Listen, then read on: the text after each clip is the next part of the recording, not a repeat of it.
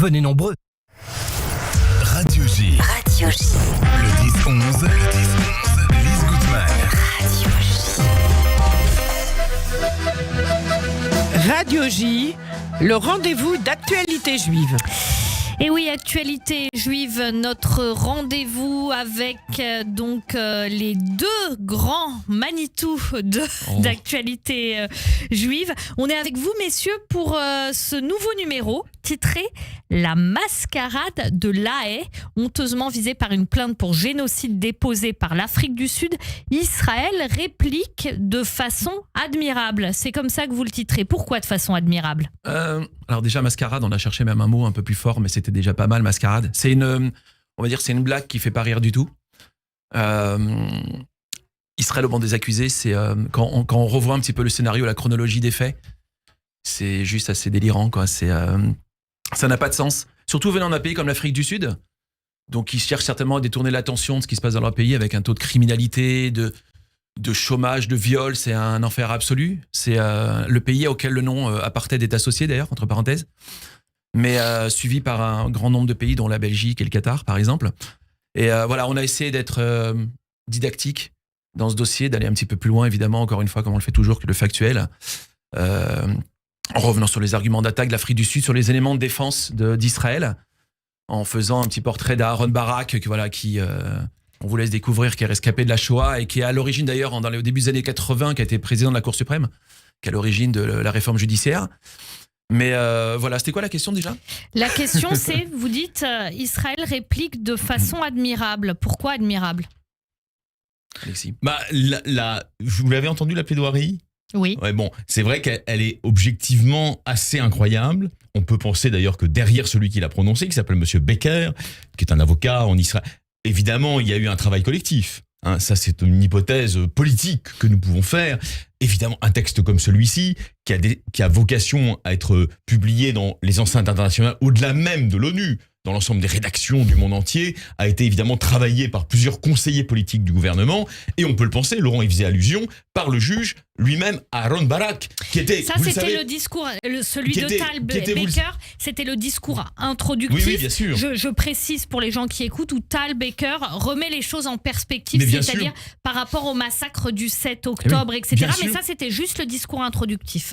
Oui, vous avez raison, mais là, je pense, si vous voulez que, comme dans un exercice radiophonique, les hors-d'œuvre sont très importants, vous voyez, c'est des appetizers. Et donc, effectivement, cette plaidoirie de Tal Becker était importante, car comme vous dites, elle remet les choses en perspective. Elle remet l'église au milieu du village, dirait-on. Ou la synagogue au milieu du shtetl. Exactement, je vous fais pas dire. Et donc, derrière, vous avez la personnalité, c'est pour ça qu'on fait un encadré important sur lui, de Aaron Barak, qui était, comme vous le savez, quand même, qu'on le veuille ou non, un des opposants à Binyamin Netanyahou, à son gouvernement de droite, voire d'ultra-droite, sur la réforme de la Cour suprême. Or, justement, c'est intéressant. Sur un plan politique, nous avons des différends en Israël très importants sur le plan politique. En revanche, pour répondre aux accusations absolument folles d'apartheid et de génocide, la gauche que Aaron Barak représente à sa manière, est évidemment derrière le gouvernement. Donc, ils ont fait une opération qui, de ce point de vue-là, est non seulement intelligente sur le fond, mais pertinente sur le plan politique. Pour répondre à la question, en réalité, ils ont détruit toutes les théories de génocide. Voilà. Ils ont détruit toutes les... Non, parce qu'il y a quelque chose de très intéressant dans votre dossier, c'est que factuellement,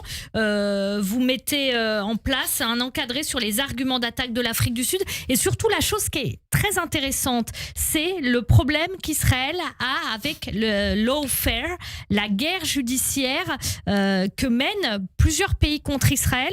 Et on a l'impression, comme l'explique Pascal Sunshine dans ce grand dossier dont elle s'est occupée, celui de la CIG, que Israël est très mauvais là-dessus.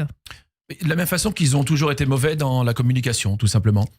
On se pose souvent la question pourquoi Israël n'a pas réagi plus tôt. Beaucoup de gens se disaient pourquoi ils n'attaquent pas le Hamas. Ils ont subi un massacre, un pogrom. À la Cour internationale de justice, on peut pas. Alors justement, c'était la suite. Effectivement, le Hamas ne peut pas être attaqué là-bas. Je crois qu'ils ont attaqué une seule fois dans leur histoire Israël. Oui. Je crois qu'on en parle dans le dossier. Oui. Donc en fait, ils sont jamais actifs. Ils ne sont jamais actifs. Ils ne passent jamais. En 1955. Ça commence à remonter un petit peu, mais bon, voilà. Mais du coup, voilà. En réalité, ils sont, encore une fois, comme on l'a dit, on reproche souvent à Israël cette passivité dans la communication. Et du coup, aujourd'hui, on va dire que l'opinion internationale s'est fait une idée, est enfermé dans une doxa, et sur un avis ferme et définitif sur Israël dans le rôle du méchant pour synthétiser et caricaturer. Oui, et autour- caricaturé, parce qu'on a vu hier l'intervention de Stéphane Séjourné à l'Assemblée Tout à nationale. fait. Voilà, alors Stéphane Séjourné, on peut en dire un mot. Ah. Manuel Valls avait fait une tribune très importante donnée à nos confrères de l'Express vendredi dernier, qui a été publiée, je crois, qui a été mise en ligne samedi soir.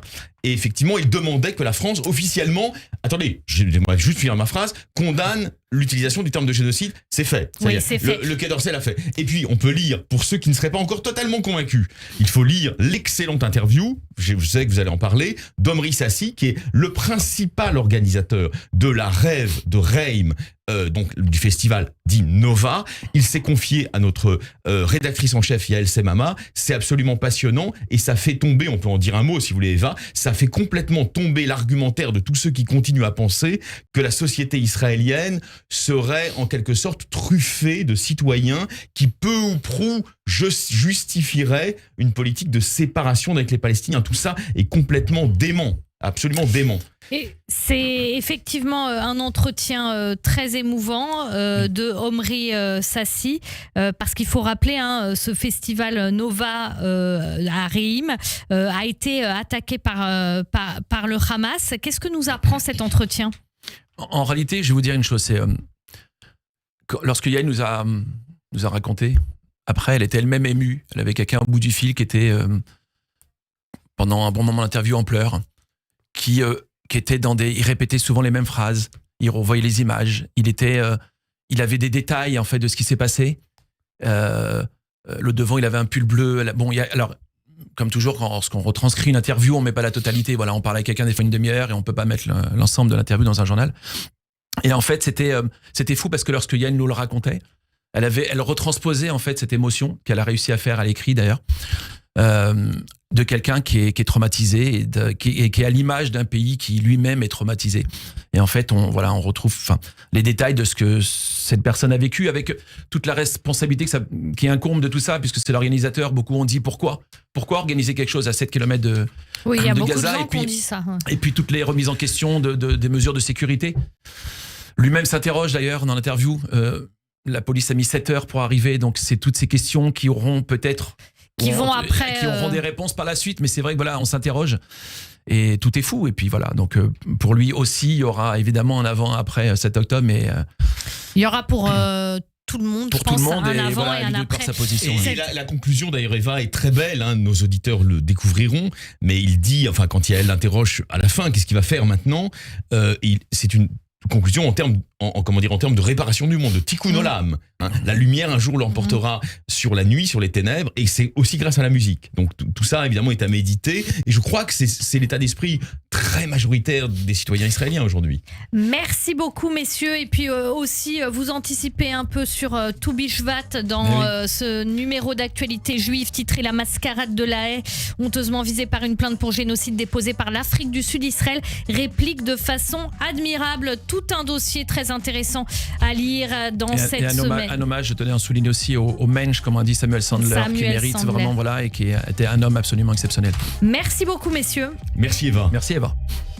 Montez le son.